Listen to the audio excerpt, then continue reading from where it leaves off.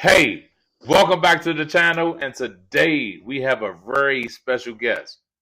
I don't think y'all was expecting this one. I think I pulled it out the hat.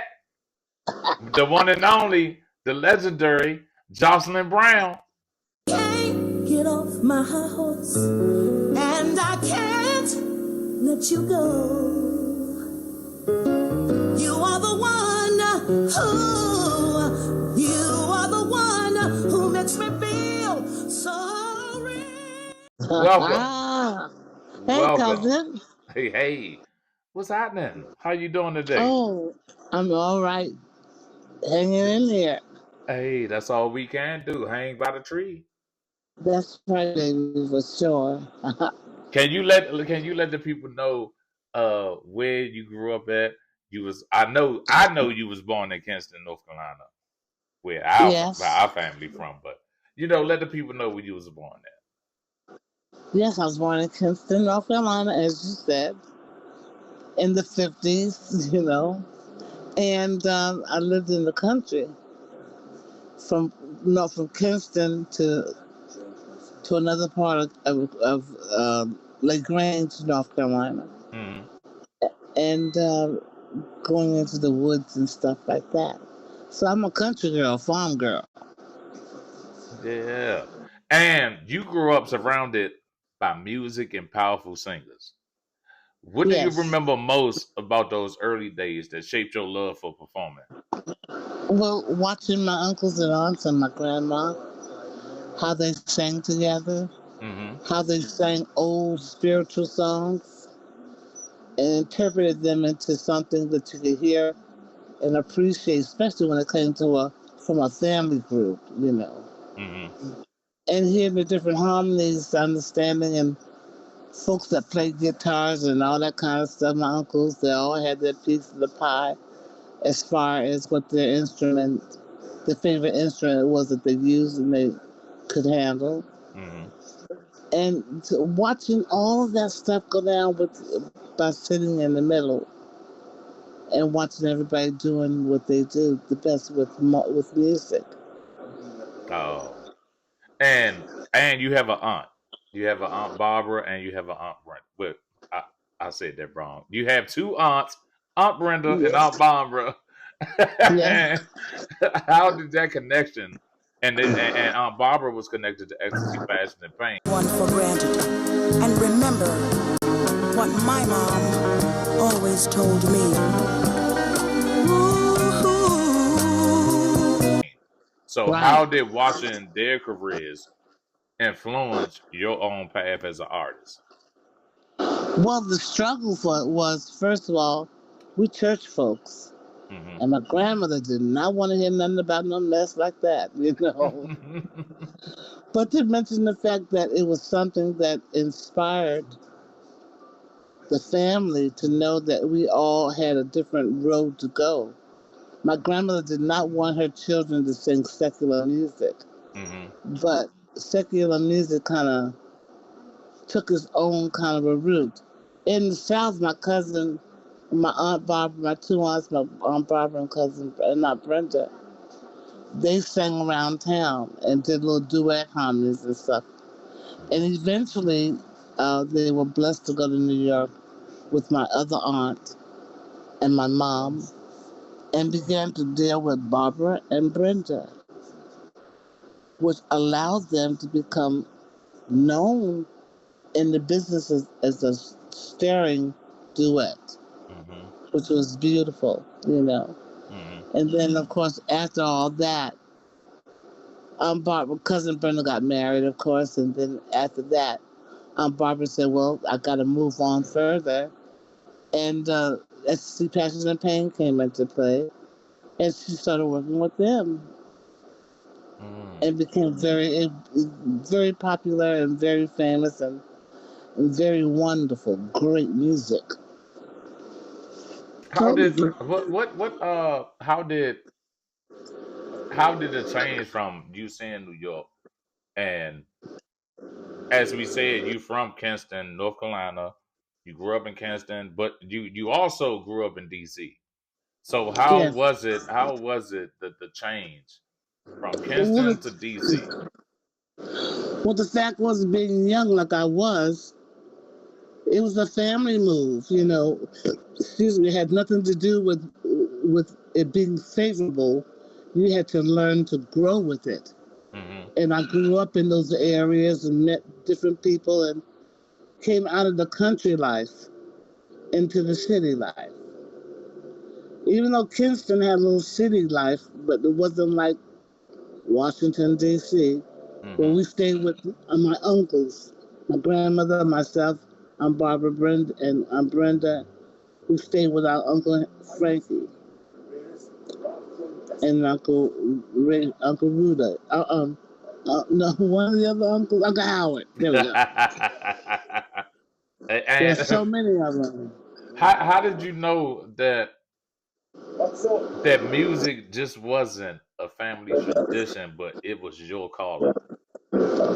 Well, I didn't know. I didn't know until I was like, in my teens.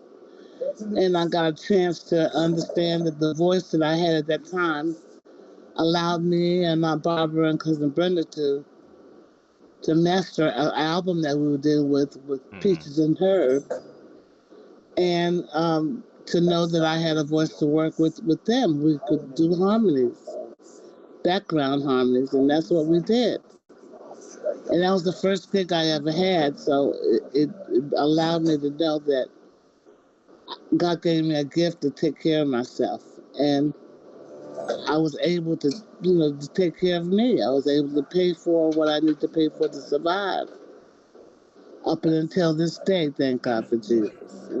So what gave you the courage to, because you said the family doesn't want you to sing secular music. So what gave you that courage? I had no choice to survive, to bring forth money, to take care of my mom, to take care of the family. I had to find a job. I was doing some jobs in the beginning. I did, different things as a receptionist, a box builder, and secular music.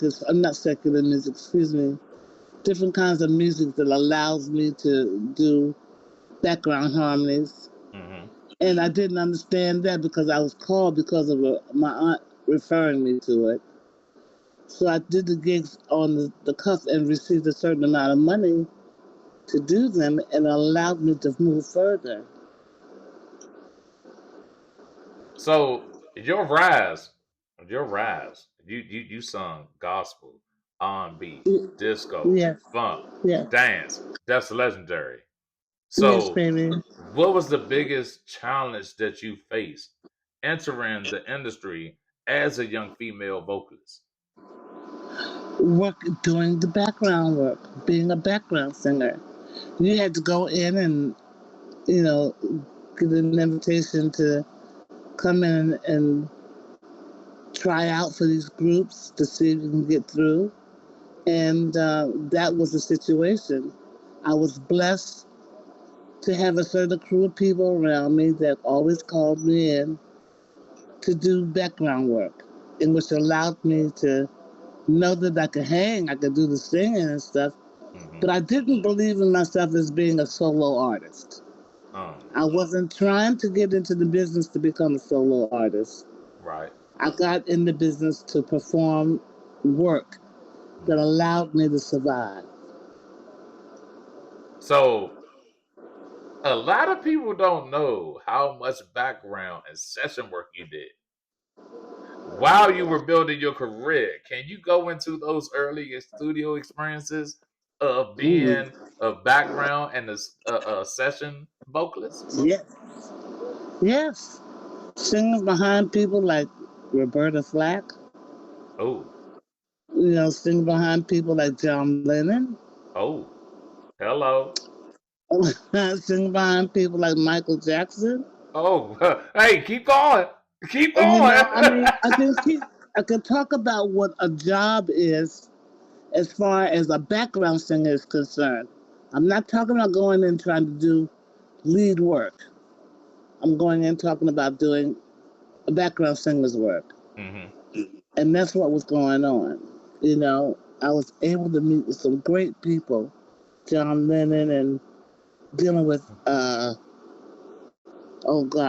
George Benson and Mm-hmm. Patty Austin, and different folks that were of different levels and had great things happening around them with their music, which was another opportunity for me to see the road to get to a destination of being able to have product or music to possibly sell, Mm-hmm. so that I could survive on another level.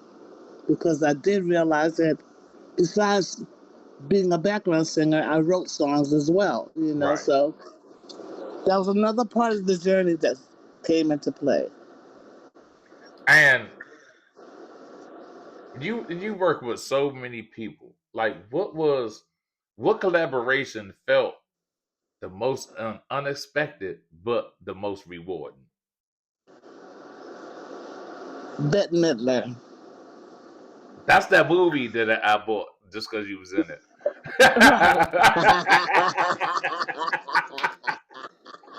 Right. Yeah. Yes, yes. And, Divine Madness. yeah, Divine I Madness.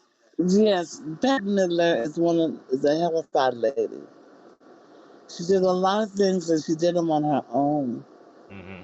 She had to deal with issues that, us women in this business really have to go through and have a hard time with. Because it is a fight. It's a fight of being able to have yourself recognized as being able to fulfill and to serve a place. Not better than men, Hmm. not to take their places or anything, but can do the job Right. of what that allows you with music. Hmm. And she was one of those sisters that hooked it up where her life was a life to look at and say, wow, listen to what she's doing and look at how she did it and look how long it's taken her to do what she does. And look where she is now. She is in a position that she can take care of herself, pay for what she wants, have a big old house, and have things that you would want to have in order to survive Hmm. in this business. Hmm. All right. So everybody know your voice. So when you did somebody else's guy, when you wrote that Yes. song, did you feel and well when you wrote the song and put it out? Did you feel the impact immediately, or was it gradual? How it became a hit because it was number two on the billboards in 1984. Let's get that right. Oh, Lord have mercy, 84. Yes, baby. The fact is that I have been going around doing background work and all this kind of stuff, and I have been hooked up doing live shows. I had done a live show with a band I created. And for some strange reason, it started taking off pretty nice. And folks were saying, girl, where's that song that you just sang there? Is it out? Then I was saying, no, it's not. It's a house song. It's a home song, one that was done here. Oh, you got to put that out. So I got an opportunity to try and put somebody else's guy out there. And unfortunately, there was a lot of unnecessary mishaps with it. But through that mishap and stuff, I was able to allow folks to hear Hmm. how a song that was created by me was seen on the trying out level, letting everybody hear that I had product out. Hmm. And in return of that, that allowed me to be able to be in a position to put somebody else's guy to be heard. The real most intense thing is that somebody else's guy was written by not just myself, but by my sister Annette as well. Facts.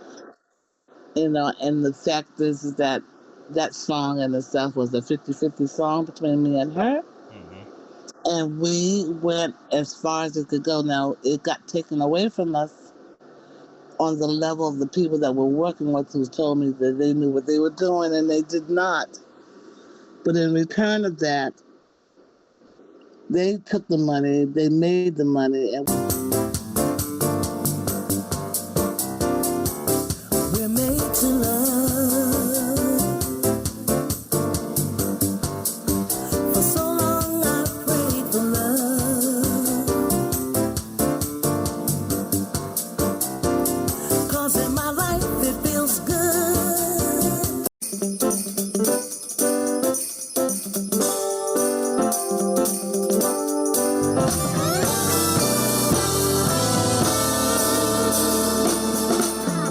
Chestnuts roasting on an open fire, Jack Frost nipping at your nose, Yuletime carols being sung by a choir, and folks dressed up like Eskimos. Everybody knows.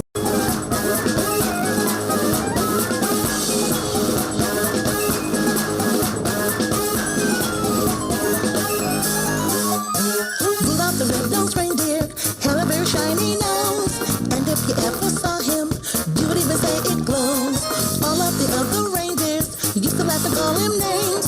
They never let poor Rudolph joining any reindeer game. Well, hi, Jocelyn.